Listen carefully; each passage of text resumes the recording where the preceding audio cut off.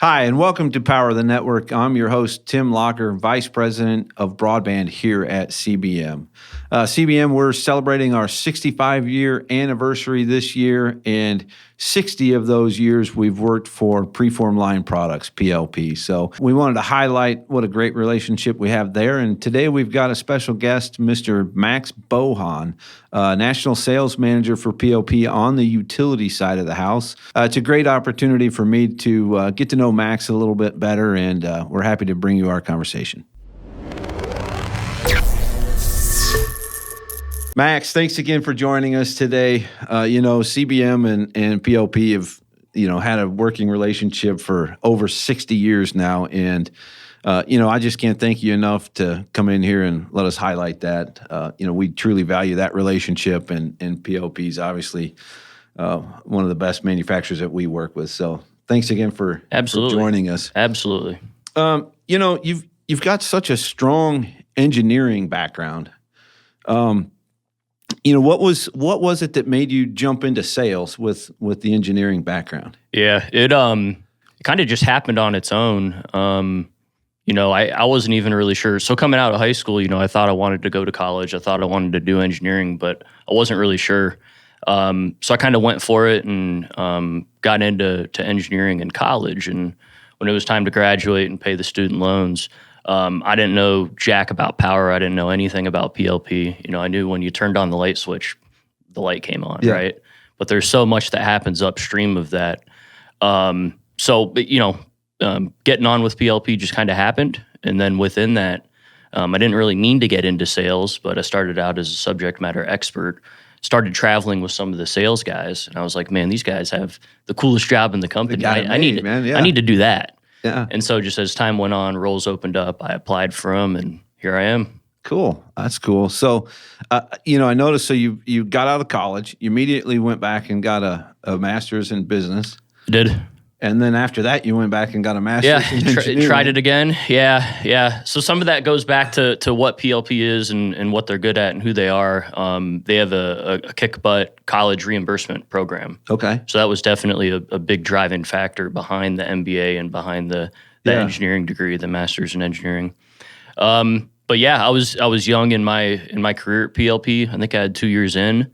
Outside of work and taking care of the apartment. I didn't have a lot of responsibilities at the time. Yeah. And I wanted to do something productive, and I was starting to get into the sales side of what we were doing at PLP, so the MBA made sense for a variety of reasons. Yeah.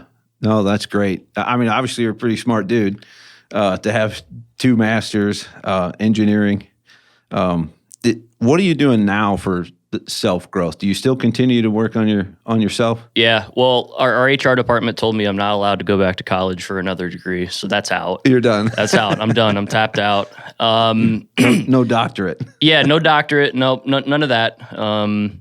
But yeah, continuous education, is super important, something I believe in. And there's some younger people at the company that I encourage to, get their MBA or continue learning, and however that best suits them. But for me, our industry is so innovative.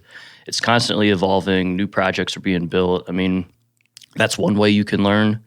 In our field, there's a professional engineering license that a lot of people do, is continuous education from that perspective. So there's a lot of options out there. For me personally at this point, it's just doing my best to keep up with industry standards, new ways that T-lines are being built, like new innovative technology in the conductor itself affects PLP and the products we make. So a lot of it is learning that stuff. Okay, that makes sense. So you've been with PLP now, what, 12 years? 12, 13? Yeah, going on 12 years, yep. Started in 2013. You've really, rose up through the ranks pretty quickly. What do you think attributes to that? I think a lot of it is just coming in and doing a solid job, doing things the right way, even when, your manager isn't looking over your shoulder. Yeah. I think the timing of how I've done that and how PLP has grown, has opened up a lot of doors, but doors I had to be qualified for. And I think the main way you do that is just putting in the work and doing things the right way. And that's what I've tried to do. Yeah. And like you said, timing can either help you or hurt you too. That helps. It helps a lot. On that path. Yeah. Yep. Absolutely. Yeah. What sports did you play? Growing up, I played everything. Actually, pretty much everything except for golf and swimming and a couple of those types of things. But I played football, basketball, baseball growing up. Played a little bit of hockey. Played a little bit of lacrosse. But yeah, even through the high school level, I tried to stay active in sports, and all my buddies were playing baseball and basketball and football. So are you young enough that you were still in the era of all the extra club activities, or did that start? Yeah. I mean, so I was in high school from 2004 to 2008.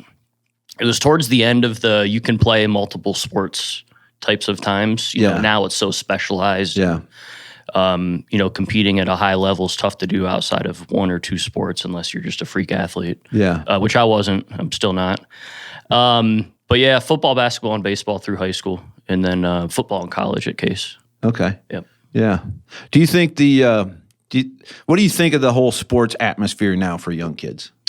Is it too much, or I think it's too good? Yeah, I think it's too specialized. I think it's too specialized early on at a young age.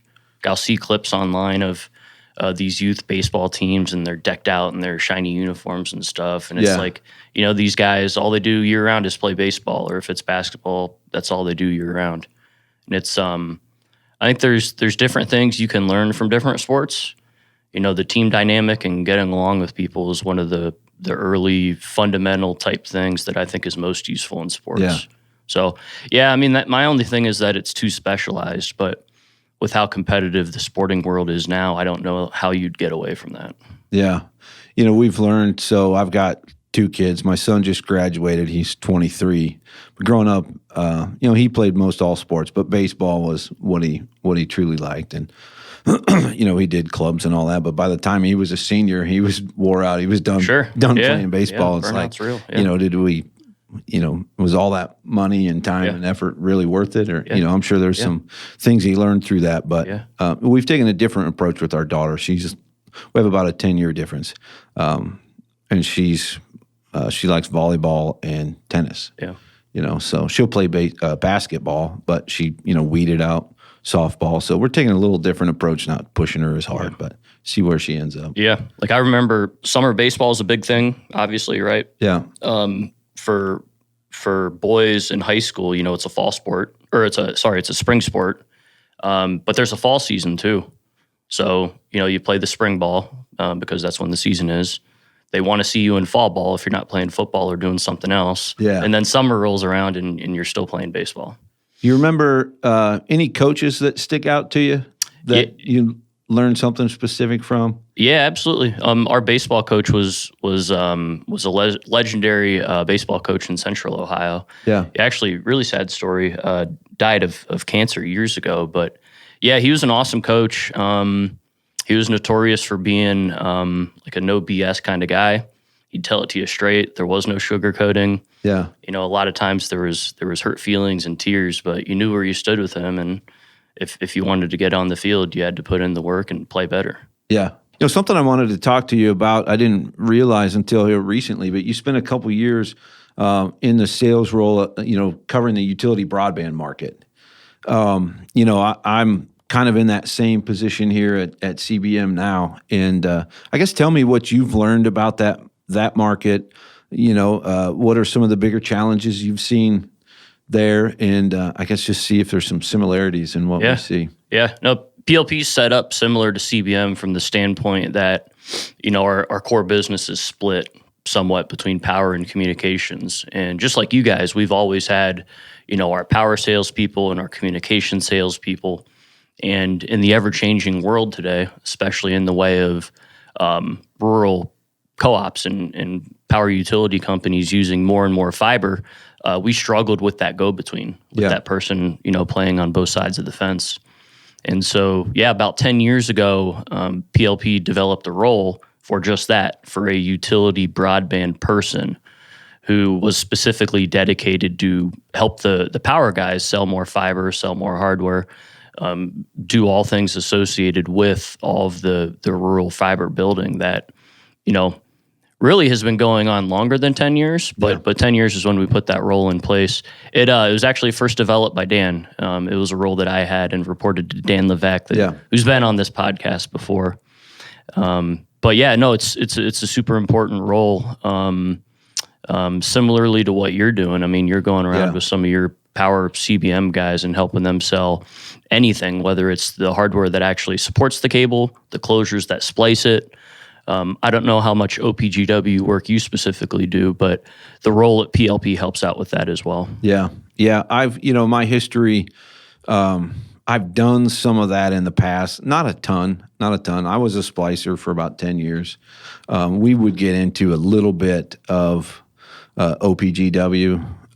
So I've done it, but primarily wasn't, my focus. Mm-hmm. A lot of what we got into at the time was it was IRU fiber that we had networked through. So we would get in and out of a lot of those cases, but not necessarily have to create a bunch of new ones, just every once in a while. I've gotten into quite a few here recently in this new role, dealing with Evergy and, some of the other power companies that we serve, and, doing trainings and different stuff for folks like that. But the OPGW is not my specialty, I guess. Sure. But yeah, that role for me, was my first outside focused role. Prior to that, I was an inside technical support kind of guy, which was great because, I learned how PLP worked. I learned how the product should work.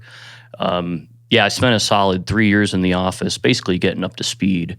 Then after that, I was ready to take on more. At that point, I told you I was doing a little bit of traveling with the outside sales guys, with people like Dan, and I was like, man, if I could get an outside focused role, I think that best suits me. So with the fiber, the utility broadband role, that was my first, being out of the office a lot, traveling around, doing sales calls, going to trade shows, hands-on demonstrations, right? That type of stuff. And it was awesome. You had the whole the whole country. Yeah, the whole country. Yep. I was did a lot of different things, been to a lot of different places. I remember one of my first trips was to the absolute middle of nowhere, Tennessee, just outside of, probably an hour or two outside of Nashville, but in the middle of nowhere. Yeah. And we were working with a co-op who was new to fiber, new to our splice cases. And I was told that I was going to go out and do a hands-on demonstration.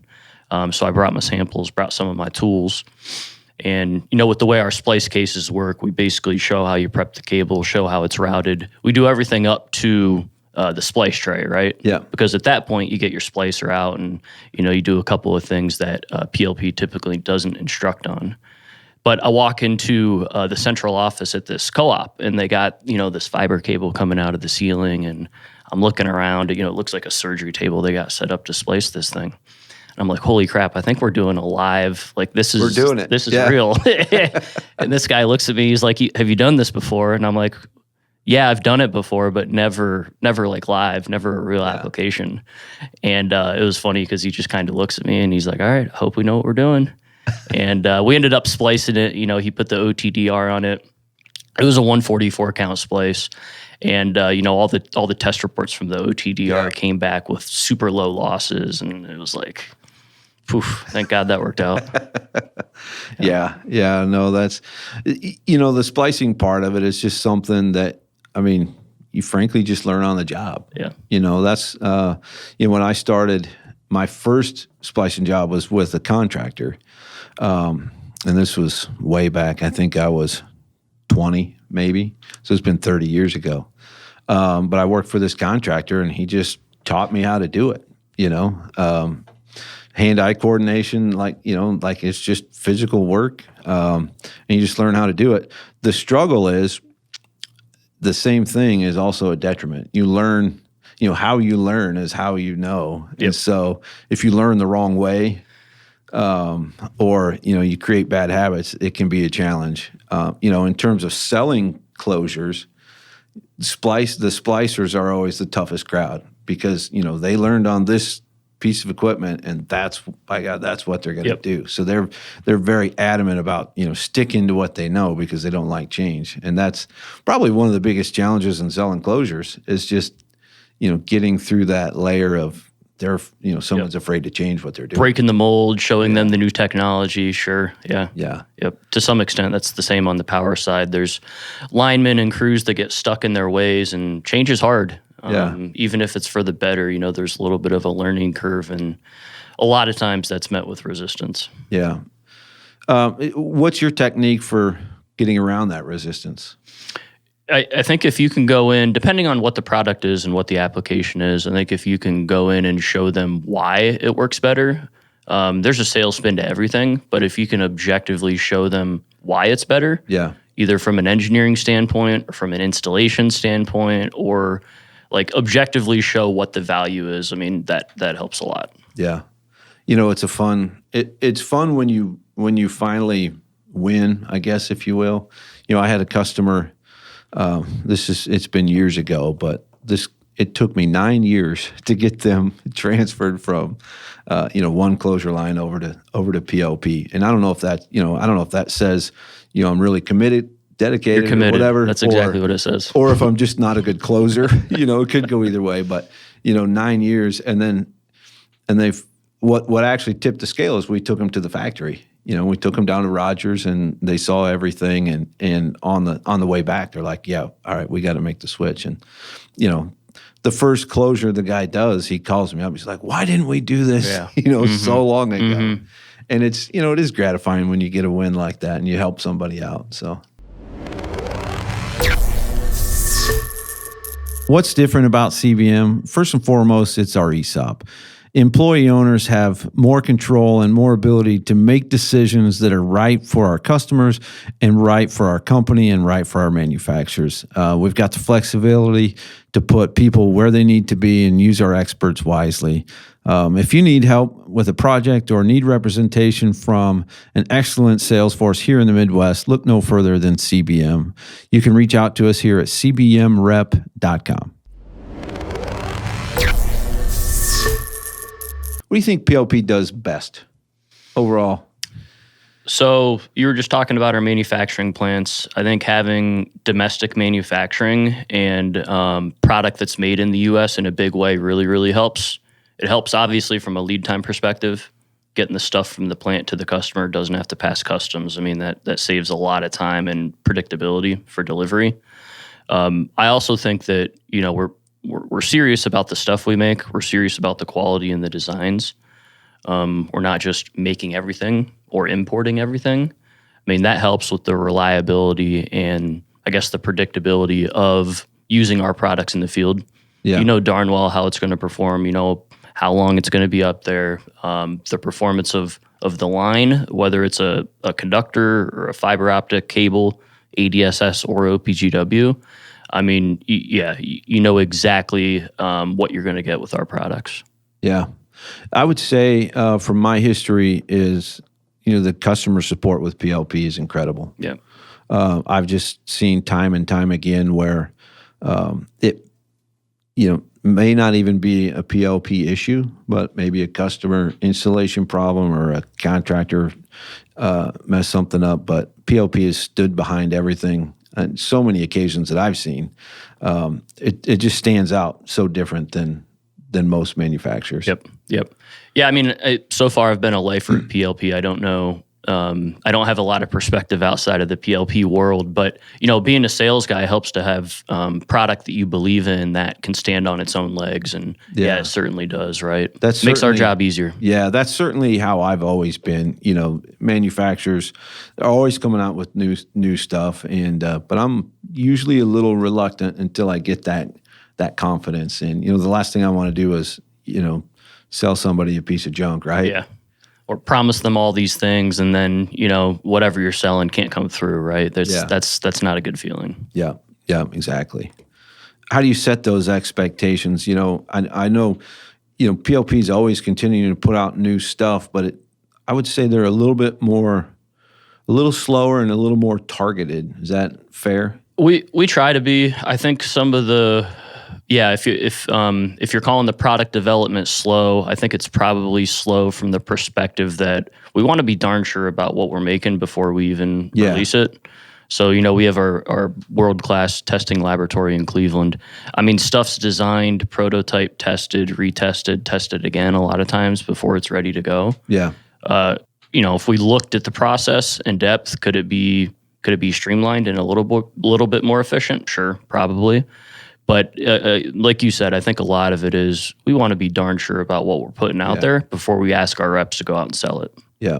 Yeah, that's fair for sure. Let's circle back a little bit to the education piece a little bit. You said it's important you're working with some of your younger folks to make sure that, they're taking advantage of that benefit and going back to school. What if you don't do that? What if you stay stagnant? What's going to happen? I mean, it's it's not for everyone. I don't walk around the office and say, you need to do that and you need to try this. But, going back to the mentorship thing, if there's a younger employee that asks me about my experience or going back to school, I certainly try to encourage them to do that if they feel that's right for them. To a certain extent, only they know really if it's something that they can do or want to do or, think it may benefit them. And I can try to give them some tips and stuff and encourage them for sure, but it's their decision ultimately if they do it or not. But PLP is a great company from their perspective that, they pay for the lion's share of the program. Yeah. It's not unheard of, but there's a lot of companies that wouldn't do that. Yeah. Yeah, I went back. I didn't go right out of high school. I just went right into the workforce. And so I went back here. We have a benefit as well that helps pay for college for employee and the kids. So I took advantage of that and got my degree. Took me 8 years, doing one class at a time, online classes. And I'll be honest, there was definitely a certain level of pride when I finished, a level of accomplishment. So, and it's been good. One of the things that we do too, that we send a lot of our folks through is the CPMR program.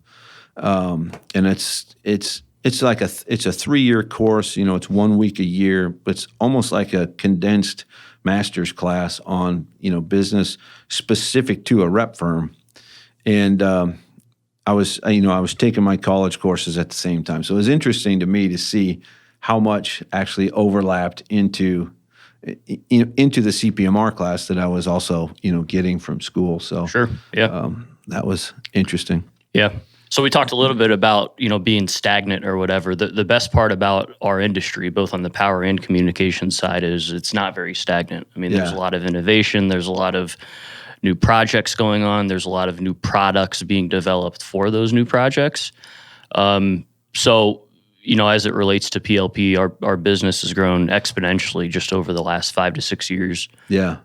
Both legacy product wise and getting into new market verticals.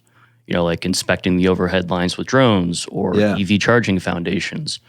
So at PLP, I think they give younger employees especially plenty of options to go left, right, center, new products, legacy products. There's so many different opportunities available that you're only stagnant if you want to be stagnant. There's so many different directions you can go.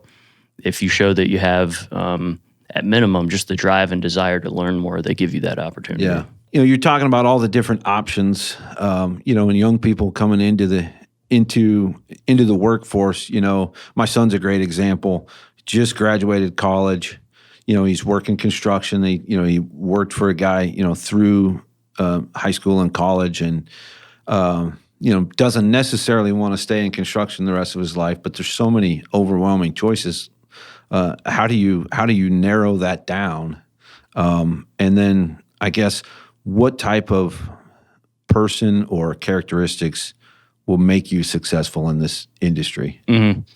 As it relates to PLP, and I guess I'm a believer of this just throughout all industries, all companies in the U.S. I think if you have the desire to learn and the ability to learn, I think there's a lot of things that you could do just with those two things. Yeah. Coming in, wanting to be there, wanting to learn about what the company does, the value they bring. I mean, I think that's really all you need. Kind of goes back to being a kid when they talk about being coachable, right? Yep, got to be coachable, and you got to want to do it. I know plenty of people who can learn but don't want to learn. They just don't want to put in the effort. They don't really care. They're there to get a paycheck, and that's it. Yeah. Fine. You're gonna have that job. You may not move up. Yeah. But okay, sure. Yeah. I think it's all about just what you want to do and how hard you want to work and where you want to get. Yeah. Right. Yeah. There's some companies that may want you, like we were talking about, to come in with some sort of degree or prerequisite, and fine, like you got to work around that. Yeah. But to some extent, the people that want to be there and want to learn and want to grow will. Yeah. What do you I think it's a little, at least from my experience, I always knew that I was going to be in sales. My dad was a ditch witch salesman growing up. He sold trenchers for 20 years. And I always knew that I wanted to be in sales. But, when I was 20, 22, 23, it was a challenge. Nobody would take a risk on a young kid. They want the old guy with the experience. So what advice do you have for a young person that knows that that's what they need to do? How do you get into that and break loose of that old stereotype? Yeah. I guess I could relate it to my own personal experience. Again, I didn't know that I wanted to work for PLP. I didn't know that I wanted to be in sales. Actually had a really disastrous co-op in college because, I was doing my engineering classes, and neither of my parents were engineers. I didn't really, I had a couple of cousins who were engineers, but I didn't really know what their working experience was, and I didn't know what I wanted to do after I left college. So I was like, man, I should probably do one of these co-ops so I can get real world experience and figure some of these things out. Because I was nervous for a while in college about what I was going to do after. And so I went to work over the summer for this aerospace company. And it wasn't a great co-op. I did basic data entry, and coming back to case, I wasn't really sure what I wanted to do still, but I knew what I didn't want to do. Yeah. So the co-op helped from that perspective. And like I said, just happenstance, I happened to get on with a great company out of college and kind of figured it out as I went. Yeah. But yeah, for a young person, I guess, who's not sure what they want to do, just do your best to try to get on with a solid company, learn what they do, learn how they bring value to whatever industry it is, and then just go from there. Yeah. And if it is a good company, they'll give you an opportunity to do that. Yeah. And if you perform, you do your best, good things will happen, right? Yep. Yeah. Yeah. And I guess figuring out what a good company is or who you want to work for, I guess that's where you use your network to do that. Yeah. And if you don't have a network, start with your parents, start with family and friends, people you trust, people are going to give you good tips and good advice, and try to find a company or a tip that way and then work it from there. Yeah. Well, and I think too, when so many people say, follow your passions. We had Nancy Combs on our last episode, and she talked about, just do what you love, and it's going to work out. But it's hard to do, I love to fish. I'm not good enough to go fish for a living, right? Yeah. So there is a little bit of a balance. There's some of that, there's a balance there, but, maybe I sell fishing stuff, right? I mean, there's always something that can tie into it. But I think the challenging part that I struggled with figuring out was, the what doesn't necessarily is not the means. So I always knew I wanted to be a salesperson. What I sold probably didn't matter that much. You know what I mean? So I think sometimes it just takes a little while to figure that piece out. I was never passionate about fiber optics when I was 16 years old. Yep. I didn't even know what it was. Right. But I did know that I was going to be a salesman someday. Mm-hmm. So I think maybe realizing the role versus the product, or the who, what, where, I think can make a little difference. Yeah. I think that's most people. Growing up as a kid, if you would have told me that I was going to be selling hardware for power lines when I grew up, I wouldn't be like, man, what a dream job. Yeah, holy cow. I've always wanted to do that, right? That sounds great. It's not like being an astronaut or whatever, a professional golfer or whatever. It's not super sexy like that. Yeah. But I think that's most people. I mean, if you look on LinkedIn at a lot of people in our industry that do what we do, whether they're at the distributor level or maybe less so at the utility level, but you look at a lot of these profiles and it's pretty frequent that people go to college or have a background that has absolutely nothing to do with what they're doing now. Yep, so for sure. That's a lot of those people kind of getting into it and figuring it out. Yeah. So for that young person coming out of school looking to get a career, you know, what kinds of things are they looking for in a company? So like where would PLP stand out to somebody new coming into the industry? You know, I think that for a new person outside of the industry, a little bit of it is going to be an educated guess. You don't know what's behind the curtain until you're behind the curtain, right? But yeah, going back to, you know, this young person coming out of college, if they have an aunt, an uncle, some sort of family member that works in the industry or a similar industry, you know, you can get good advice about, you know, oh yeah, I've heard of PLP. That's a great company. Like, here are some of the things they do, right? Yeah. You can try to get information from others and I guess do a guesstimate of, is this company going to be a solid company or not a solid company, right? We talked a little bit about career management and upward mobility. Sure, that's something you want. But, you know, you don't want to work for a company that brings little to no value in a given industry. You know, you want to work for somebody that makes solid stuff. Yeah. My biased opinion, with all the domestic manufacturing that we have here at PLP is, you know, if you're working for somebody who makes products, I think you want at least some of that to be done in the U.S. You know, you want to know that you're going to have a retirement plan, right? You want to know that you're going to have good managers and good supervisors and good leadership. Again, I think that's something that you're not going to know that 100% going in, right? But there's different things you can do to get an idea of what that probably looks like before you jump in and say, well, here it goes. We're going to try this. Yeah. And I think that's the other thing too. You just got to try. You got to do something, right? And I think probably people worry too much about, well, it's not the perfect right thing. Yep. I think you just have to do something, and then that's going to lead into something else, right? Yep. And hopefully, yeah, you make the right educated choice. You go to work for a good company. If you're doing engineering and you don't like working on SolidWorks all day, there's probably other things you can do. You can go work in quality. You can maybe go to the plant if you like to do production. You can work in HR if you want, right? Yeah. Like you get in, you prove yourself, you learn some things, and then you can make it your own. Yeah. I think that's a fair statement for most good companies. Yeah. You know, and talking about the plant, you know, we've had plenty of opportunities to do tours and take customers there and so on. And the one thing that always sticks out is just the longevity of the people there. Yep. You know, I think the last time we were there was a gentleman that was retiring with like 47 years or something like that. And it's, I mean, those stories are abundant at PLP, and I think that speaks volumes for the company for sure. Yeah, so. Yeah. The plant's been there since 1969. There's plenty of employees that have been there decades. You know, I don't want to guess what the average tenure is, but it's probably longer than most other manufacturers. You know, we treat our people well. They're not just operators running machines, you know. Yeah. They're owning their work center. They're part of the quality checks when products, run through the plant. Yeah. You know, we don't have our thumb on them saying, hey, you shall make 1,000 pieces an hour or else. You know, we want them manufacturing and working efficiently, but we also depend on them to know how the machine works and what's coming out on the other side.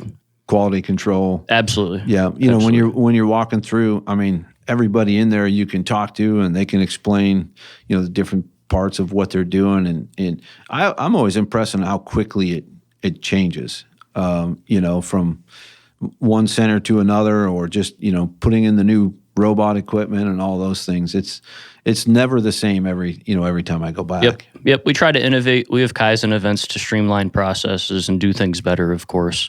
But yeah, I mean, the plant's air conditioned, which doesn't sound like a crazy thing, but in Northwest Arkansas in the middle of summer, you want that plant to be air conditioned. Yeah, that's an important detail. That's right. What's different too about PLP is the plant personnel, you know, get the same retirement benefits and 401k packages that, you know, headquarters and any other PLP employee gets, which is a little bit different from how a lot of others do it. Yeah. So yeah, we take care of our people, whether they're in Arkansas or in Albemarle, North Carolina at the plant level, whether they're at corporate in finance or purchasing or manufacturing or whoever, the company has a good culture and a way of taking care of everybody under the PLP umbrella. That's important for sure. Well, I can't thank you enough for coming in. It's been a good opportunity for me to get to spend a little more time with you. Yeah, man, to know absolutely. You a little bit. We definitely need to go play some golf. I know Let's do it. Go fishing too. We'll do golf in the AM, fishing in the PM. We can make that happen. Have boat, will travel for sure. So, all right, good. Absolutely. Thanks again, Max, for joining us today on the show. I know you're a busy guy, and we really appreciate you coming in to be with us. We appreciate our relationship with PLP. Once again, if you need help with a project or you're looking for an awesome sales force here in the Midwest to help you, look no further than CBM. You can find us right here at cbmrep.com. Thanks again for joining us. Like, comment, subscribe, all those good podcast terms. Thanks for joining us. Until next time, we'll see you next time.